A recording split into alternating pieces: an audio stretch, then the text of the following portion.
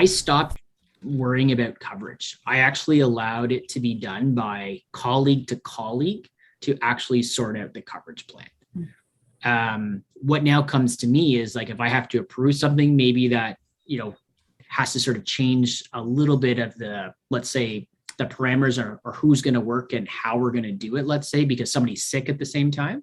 Mm-hmm. But the one thing I learned from nursing, if a non-clinical person calls a nurse and says, hey, can you work today? We're actually short staffed. Unlikely that they may cover that. If that nurse manager or that colleague calls, it's usually covered almost every time. Yeah.